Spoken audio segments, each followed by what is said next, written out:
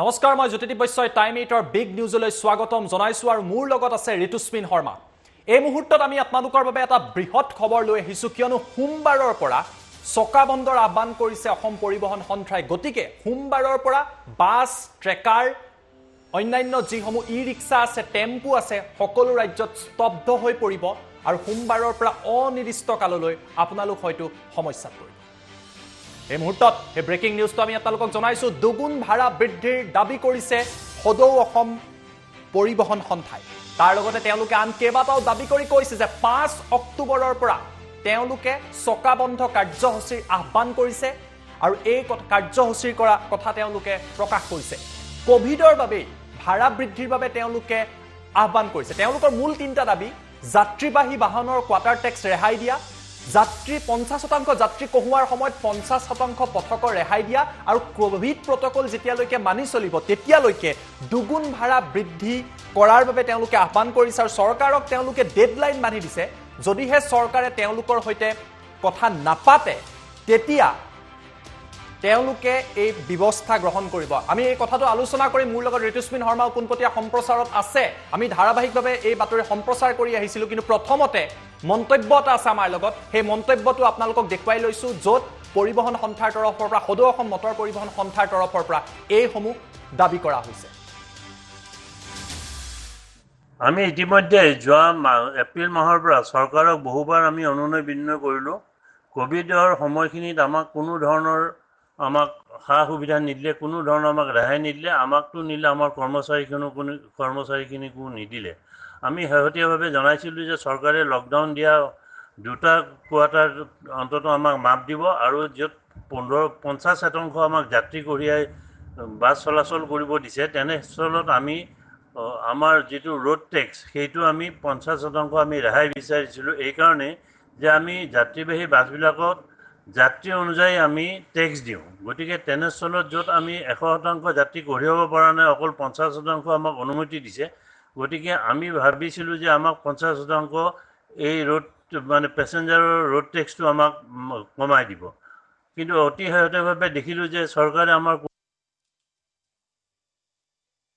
আমি লকডাউন পিৰিয়ডটোত যোৱা এপ্ৰিল মাহৰ পৰা চৰকাৰক বহুবাৰ আচলতে আমি মেমৰেণ্ডাম দিলোঁ। আমাৰ বিভিন্ন অজুহাত লৈ পেলাই চৰকাৰক মেমৰেণ্ডাম দিলোঁ। কোভিডৰ সময়ত আমি য'ত লকডাউন দিছিলে তাত আমি 2টা কোৱাৰ্টাৰ ৰোড টেক্সৰ 2টা কোৱাৰ্টাৰ আমি ৰেহাই বিচাৰিছিলোঁ।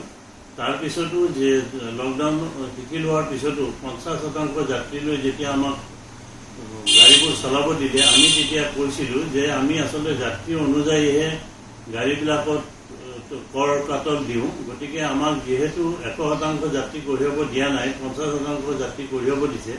গতিকে আমি বিচাৰিছিলোঁ যে কৰটো 50% আদায় কৰক, কিন্তু সেইবোৰতো একো নকৰিলে। অতি শেহতীয়াভাৱে আমাৰ যদি গাড়ী এখনে ক'ৰবাত 1জন বা 2জন পেচেঞ্জাৰ বেছি লয় বা কোনোবা পেচেঞ্জাৰ আৰু কৰ্মচাৰী যদি সমিল মিলত 2-4 টকা বেছিও লয়, তেনেস্থলত পৰিবহণ বিভাগৰ মানুহে আহি কেইটকা বেছিকৈ লৈছে বুলি সুধি এই গাড়ীবিলাকৰ পৰা 10,000ৰ পৰা 15,000 টকালৈ ফাইন লৈছে। আৰু এইটোৱে গোটেই অসমত এটা আমাৰ কাৰণে বিভীষিকা স্বৰূপ হৈ পৰিছে, যাৰ ফলত আমি কোনো উপায় নাপায় অহা 5 অক্টোবৰৰ পৰা অনিৰ্দিষ্ট কাললৈ আমি চকা বন্ধৰ কাৰ্যসূচী লৈছোঁ। কাৰণ এই সময়খিনিত ডিজেলৰ দাম ভেটৰ কাৰণে হুৰাহুৰি বঢ়াই দিছে, য'ত ডিজেলৰ আচলতে প্ৰায় 28 টকা। সেইটোকে বিভিন্ন কৰ কাটল লগাই কেন্দ্ৰীয় চৰকাৰ বা ৰাজ্য চৰকাৰে কৰ কাটল লগাই আমি আপোনালোকৰ মন্তব্য দেখুৱাইছোঁ। তেওঁলোকৰ তৰফৰ পৰা সংবাদ মাধ্যমলৈ বিশেষ এখন পত্ৰ প্ৰেৰণ কৰা হৈছে। আমি পত্ৰখন দেখুৱাম। ঋতুস্মিন শৰ্মা, মই আপোনাৰ কাষলৈ আহিছোঁ। হঠাৎ এটা সিদ্ধান্ত লৈ তেওঁলোকে কৈছে যে সোমবাৰৰ পৰা তেওঁলোকে ব্যক্তিগত যিসমূহ যাত্ৰীবাহী বাছ, ট্ৰেকাৰ, অন্যান্য চলিবলৈ নিদিয়ে। হয়, তেওঁলোকে ইতিমধ্যে এটা প্ৰেছ বিজ্ঞপ্তি দিছে। সম্পূৰ্ণ প্ৰেছ বিজ্ঞপ্তিটোত কি আছে সেয়াও পঢ়ি দিম, কিন্তু আমি কৈ থৈছোঁ যে অহা সোমবাৰৰ পৰা আপুনি হয়তো অসমত বাছ, ট্ৰেকাৰ, ই-ৰিক্সা, মেজিকত উঠিবলৈ নাপাব। তেওঁলোকে নচলাই চকাবন্ধ কাৰ্যসূচী যাত্ৰীবাহী বাছ, ট্ৰেকাৰ, ই-ৰিক্সাৰ, মেজিকৰ চকাবন্ধ কাৰ্যসূচী ঘোষণা কৰা হৈছে। তেওঁলোকে কি লিখিছে মই পঢ়ি দিছোঁ এবাৰ। মহাশয়, তেওঁলোকে স্বীকাৰ কৰিছে যে আমি বেছি ভাড়া লৈছিলোঁ, এইটো স্বীকাৰো কৰিছে। মহাশয়, ইয়াৰ পিছৰ পৰ্যায়ত সমগ্ৰ অসমত যাত্ৰীবাহী বাহনৰ কৰ্মচাৰীসকলৰ যি সমস্যাৰ সন্মুখীন হৈছিল সেই লৈ তেওঁ কেতবোৰ কথা কৈছে সেয়া মই পঢ়ি দিছোঁ নমস্কাৰ গ্ৰহণ কৰিব প্ৰসংগত উল্লেখিত আমাৰ বিভিন্ন দাবী সম্বলিত পত্ৰৰ ওপৰত আমি দুখেৰে জনাব বিচাৰিছোঁ যে ভাৰতবৰ্ষৰ লগতে অসমৰো সৰ্বস্তৰৰ সকলো লোককে চৰকাৰৰ তৰফৰ পৰা লকডাউন পিৰিয়ডত যৎকিঞ্চিত হ'লেও সহায়ৰ হাত আগবঢ়োৱা আমি দেখিবলৈ পাইছোঁ মহাশয় আনলক প্ৰক্ৰিয়া আৰম্ভ হোৱাৰ লগে লগে যোৱা 22 জুন 2020 তাৰিখে ধুবুৰী জিলাত মাননীয় বিত্তমন্ত্ৰী মহোদয়ে কোভিড প্ৰটকল মানি পৰিবহণ ব্যৱসায় আৰম্ভ কৰা আহ্বান ও সমাধান সূত্ৰ সৰুকত কৰি আমি আমাৰ যাত্ৰীবাহী পৰিবহণ ব্যৱস্থা আৰম্ভ কৰিছোঁ অসম চৰকাৰে ৰাজহ ঘাটি পূৰণ কৰিবলৈ প্ৰতি লিটাৰ ডিজেলত মাত্ৰাধিক ভেট প্ৰয়োগ কৰি আৰু বিভিন্ন টুল গেটৰ দ্বাৰা কৰ সংগ্ৰহ কৰাত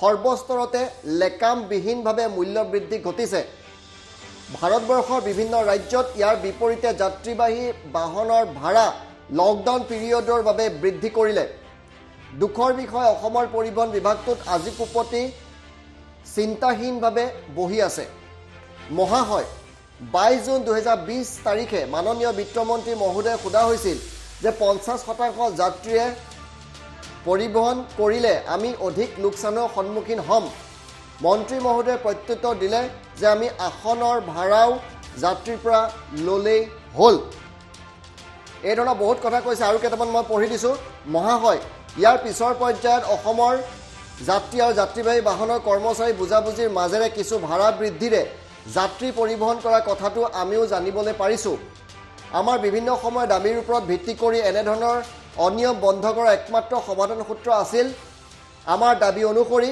কোভিড প্ৰটকল পৰ্যন্ত এক সুকীয়া ভাড়া বৃদ্ধিৰ জাননী জাৰি কৰা মহাশয় পৰিবহণ বিভাগে আমাক মাহিয়াই দৃষ্টিৰে চোৱাৰ উপৰি সমগ্ৰ অসমতে আমাৰ যাত্ৰীবাহী বাহনৰ শ্ৰমিক কৰ্মচাৰীৰ ওপৰত কঠোৰ ব্যৱস্থা লোৱাৰ উপৰিও জৰিমনা বিহি ৰাজকোষ টনকিয়াল কৰাও চৰকাৰৰ পৰা বাহ লোৱাৰ প্ৰতিযোগিতাতে অৱতীৰ্ণ হৈছে মহাশয় চৰকাৰে বন্ধ কৰি ৰখা যাত্ৰীবাহী বাহনসমূহৰ দুটা কোৱাৰ্টাৰ টেক্স ৰেহাই 50% যাত্ৰী কঢ়িওৱা সময়ছোৱাত 50% পথ কৰ ৰেহাই কোভিড প্ৰটকলৰ নিয়ম চলি থকা পৰ্যন্ত দুগুণ ভাড়া বৃদ্ধি কৰা এই তিনিটা দাবী অন্ততঃ চৰকাৰে 3 দিনৰ ভিতৰত পূৰণ কৰাৰ ব্যৱস্থা গ্ৰহণ কৰক অন্য এবুৰি সমস্যাৰ সমাধান আলোচনাৰ মাধ্যমেৰে পিছলৈ কৰিব পৰা যাব মহাশয় যদিহে আমাৰ পৰিবহণ বিভাগে আমাৰ দাবী পূৰণ কৰাত অধিক বিলম্ব কৰে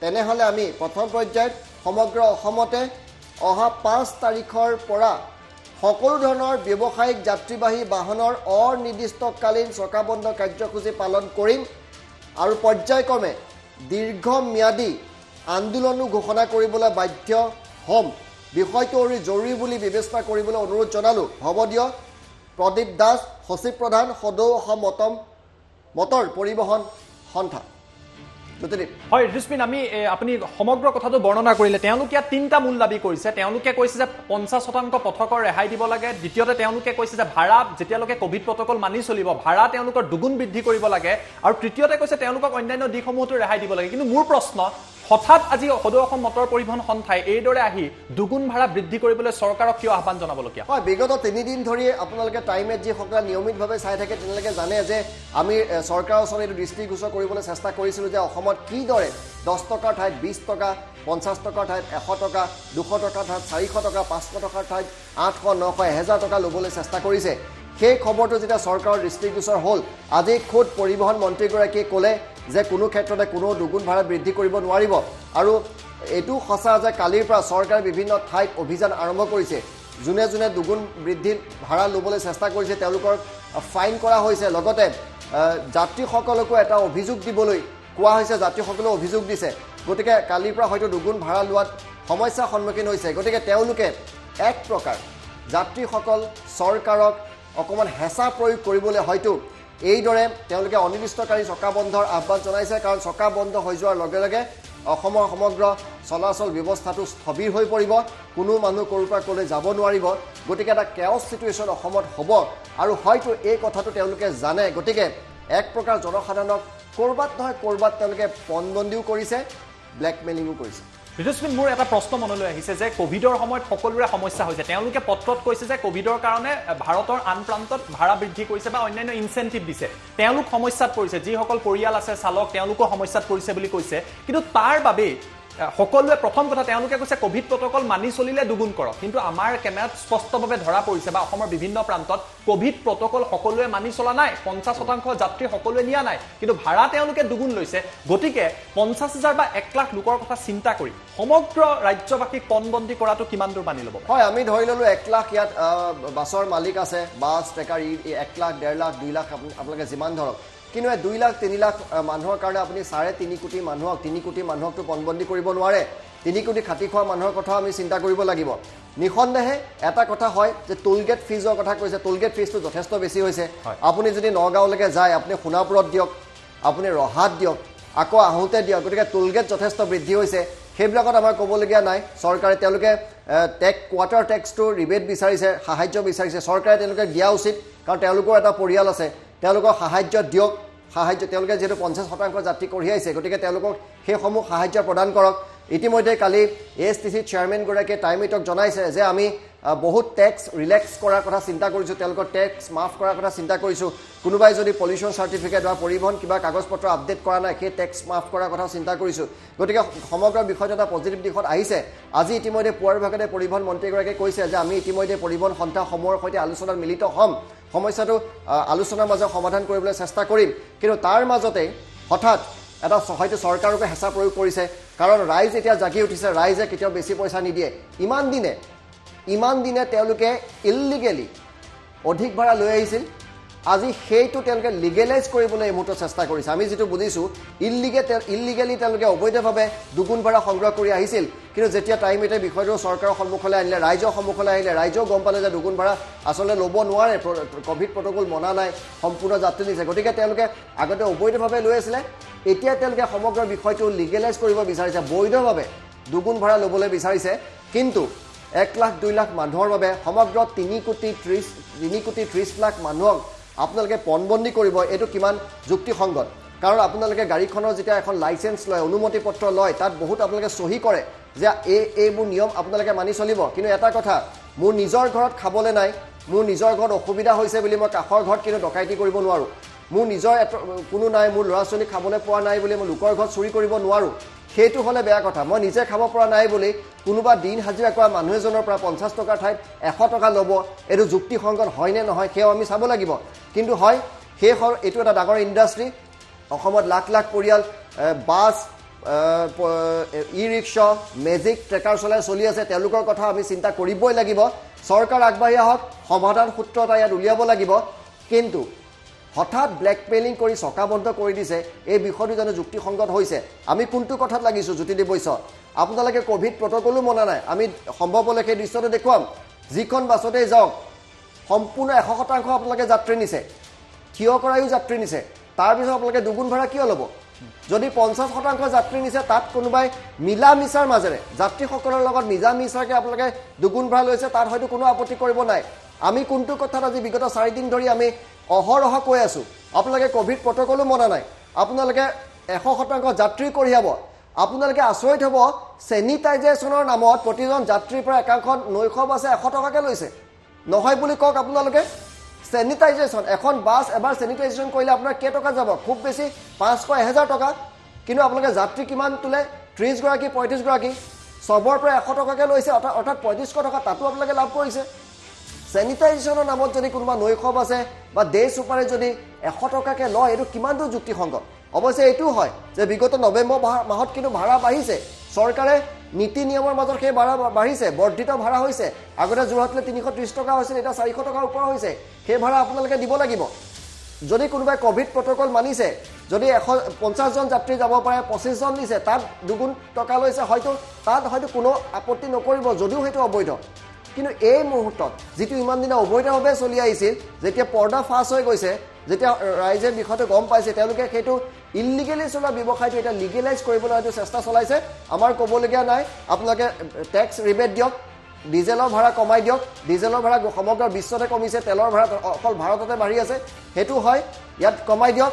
টোল গেটৰ ৰেট আপোনালোকে এই মুহূৰ্তত কমাই দিয়ক। এই কোভিডৰ আকালৰ মাজত ইখনৰ পিছত সিখন টোল গেট চৰকাৰে নুখুলিলেও হয় আৰু খুলিছে আপুনি ইয়াৰ পৰা ৰঙিয়ালৈ যাওক আপুনি গাড়ী এখন ল'বনে ৰাস্তা ঘাট ভাঙি চেছ কিন্তু টোল গেটত পইচা ঠিকেই দিব লাগে দুই পক্ষৰ সমানে যুক্তি আছে জ্যোতিদীপ আলোচনাৰ মাজে সমাধান কৰক হঠাৎ চকা বন্ধা ঘোষণা কৰি দিব ৰাইজক পণবন্দী কৰিব এখন গণতান্ত্ৰিক দেশত ইয়াৰ কিমান দূৰ যুক্তিসংগত জ্যোতিদীপ হয় আপুনি কেইবাটাও গুৰুত্বপূৰ্ণ কথা ক'লে কিন্তু আমি পুনৰবাৰ কৈছোঁ যে হয় তেওঁলোকৰ যথেষ্ট সমস্যা হৈছে কোভিডৰ বাবে যিসকল চালক আছে পৰিবহণ সন্থাৰ লোকসকল আছে তেওঁলোক সমস্যাত পৰিছে কিন্তু সমস্যাত পৰিছে বুলিয়ে আপোনালোকে হঠাৎ এনেকুৱা এটা সিদ্ধান্ত ল'ব পাৰে জানো ইমান দিনে এই বিষয়টোক লৈ কিয় তেওঁলোকে পত্ৰ লিখা নাছিল বা সংবাদ মাধ্যমলৈ এই পত্ৰ দিয়া নাছিলে হঠাৎ কিয় আজি এই পত্ৰ দিবলগীয়া হ'ল এই প্ৰশ্নটোও কিন্তু অসমৰ জনতাই কৰিব ঋতুস্মিন সৰ্বশেষত মই আপোনাৰ কাষলৈ আহিছোঁ অসমৰ জনতাই ধাৰাবাহিকভাৱে এই দুগুণ ভাড়াৰ প্ৰতিবাদ কৰিছে তেওঁলোকৰ এটা যুক্তি আমি যদি চাওঁ তেওঁলোকে কৈছে যে তেওঁলোকৰ পৰিয়াল আছে তেওঁলোক সমস্যাত পৰিছে আৰু যিসকলে কোভিড প্ৰটকলৰ নিয়ম মানি আছে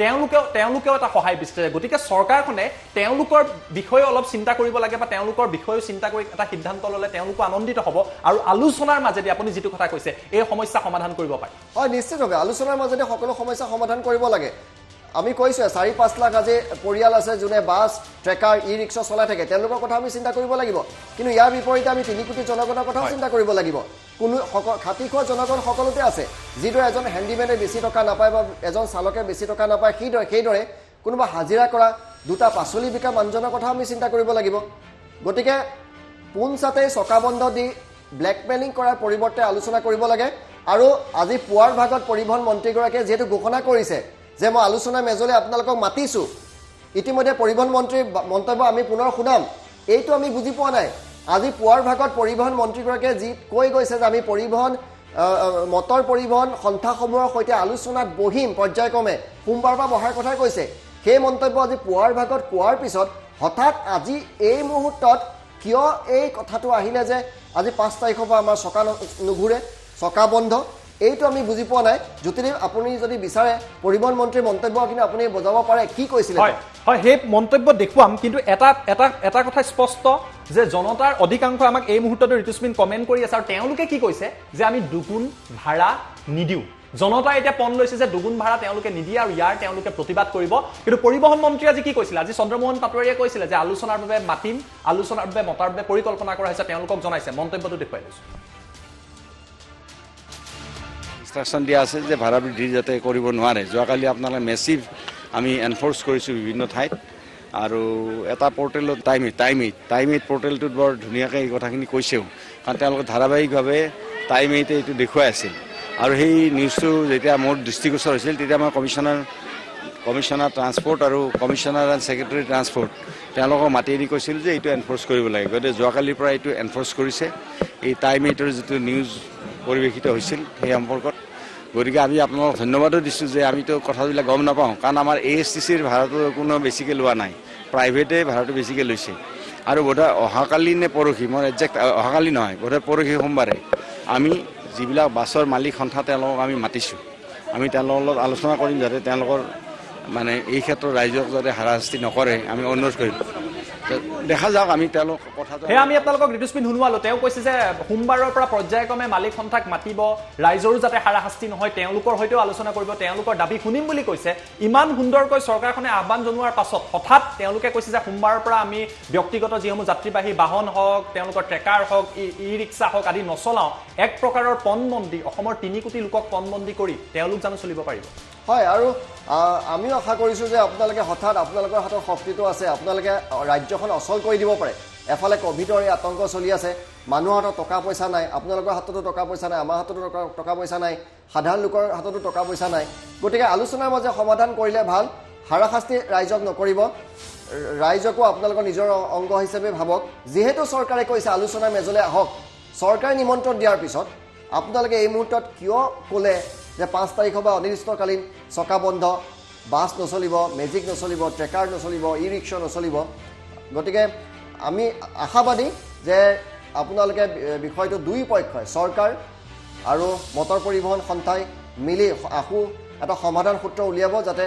সকলোৱে উইন উইন চিটুৱেশ্যনত থাকে কিন্তু আমাৰ অনুৰোধ ৰাইজক অন্তত হাৰাশাস্তি অন্তত এই সময়ছোৱাত নকৰিব এই বেয়া দিনত ৰাইজক হাৰাশাস্তি নকৰিব ধন্যবাদ জনাইছোঁ কিন্তু পুনৰবাৰ আমি আপোনালোকক মন্তব্য দেখুৱাম মটৰ পৰিবহণ সন্থাই আজি আমাৰ কিছু সময়ৰ আগতে সমগ্ৰ বিষয়টোক লৈ তেওঁ কি মন্তব্য কৰিছিলে সেই মন্তব্যটো দেখুৱাই দিছোঁ আমি লকডাউন পিৰিয়ডটোত যোৱা এপ্ৰিল মাহৰ পৰা চৰকাৰক বাৰম্বাৰ বহুবাৰ আচলতে আমি মেমৰেণ্ডাম দিলোঁ। আমাৰ বিভিন্ন অজুহাত লৈ পেলাই চৰকাৰক মেমৰেণ্ডাম দিলোঁ। কোভিডৰ সময়ত আমি য'ত লকডাউন দিছিলে তাত আমি দুটা কোৱাৰ্টাৰ ৰোড টেক্সৰ দুটা কোৱাৰ্টাৰ আমি ৰেহাই বিচাৰিছিলোঁ। তাৰপিছতো যে লকডাউন শিথিল হোৱাৰ পিছতো 50% যাত্ৰীলৈ যেতিয়া আমাক গাড়ীবোৰ চলাব দিলে আমি তেতিয়া কৈছিলোঁ যে আমি আচলতে যাত্ৰী অনুযায়ীহে গাড়ীবিলাকত কৰ কাটল দিওঁ। গতিকে আমাক যিহেতু 100% যাত্ৰী কঢ়িয়াব দিয়া নাই, 50% যাত্ৰী কঢ়িয়াব দিছে, গতিকে আমি বিচাৰিছিলোঁ যে কৰটো 50% আদায় কৰক। কিন্তু সেইবোৰতো একো নকৰিলে। অতি শেহতীয়াভাৱে আমাৰ যদি গাড়ী এখনে ক'ৰবাত এজন বা দুজন পেছেঞ্জাৰ বেছি লয় বা কোনোবা পেছেঞ্জাৰ আৰু কৰ্মচাৰী যদি সমিল মিলত 2-4 টকা বেছিও লয়, তেনেস্থলত পৰিবহণ বিভাগৰ মানুহে আহি কেইটকা বেছিকৈ লৈছে বুলি সুধি এই গাড়ীবিলাকৰ পৰা 10,000-ৰ পৰা 15,000 টকালৈ ফাইন লৈছে। আৰু এইটোৱে গোটেই অসমত এটা আমাৰ কাৰণে বিভীষিকা স্বৰূপ হৈ পৰিছে, যাৰ ফলত আমি কোনো উপায় নাপায় অহা 5 অক্টোবৰৰ পৰা অনিৰ্দিষ্টকাললৈ আমি চকা বন্ধৰ কাৰ্যসূচী লৈছোঁ। কাৰণ এই সময়খিনিত ডিজেলৰ দাম ভেটৰ কাৰণে হুৰাহুৰি বঢ়াই দিছে, য'ত ডিজেলৰ আচলতে প্ৰায় 28 টকা, সেইটোকে বিভিন্ন কৰ কাটল লগাই কেন্দ্ৰীয় চৰকাৰ বা ৰাজ্য চৰকাৰে কৰ কাটল লগাই সেইটো 82 টকা পৰ্যন্ত কৰিলে। গতিকে এই তাৰ পিছতো টোলগেটবিলাকে অভাৱনীয়ভাৱে পইচা লৈছে। চাংচাৰী টোলগেটটোৱে যদি গুৱাহাটী ৰেজিষ্ট্ৰেশ্যনৰ এখন গাড়ী দেখা পায় তেতিয়াহ'লে সেইখনত 125 টকা লয় টোলগেটত, আৰু যদি মঙলদৈ, বৰপেটা, নলবাৰীৰ পৰা অহা গাড়ী এখন হয় তেতিয়াহ'লে সেই গাড়ীখনত 535 টকা টোল টেক্স লয়। গতিকে এইবোৰ কাৰণতে আমি চৰকাৰক বিভিন্ন বাৰত আমি এইবোৰ অজুহাত দাঙি ধৰিছিলোঁ আৰু চৰকাৰক ইয়াৰ পৰা এটা ৰিমেডি বিচাৰিছিলোঁ, কিন্তু চৰকাৰে আজিকো পৰ্যন্ত একো নকৰিলে। অৱশেষত আমি 5 অক্টোবৰৰ পৰা গোটেই অসমতে যাত্ৰীবাহী বাছ গাড়ীসমূহ অনিৰ্দিষ্ট কালৰ কাৰণে আমি চকা বন্ধৰ কাৰ্যসূচী ঘোষণা কৰিছোঁ।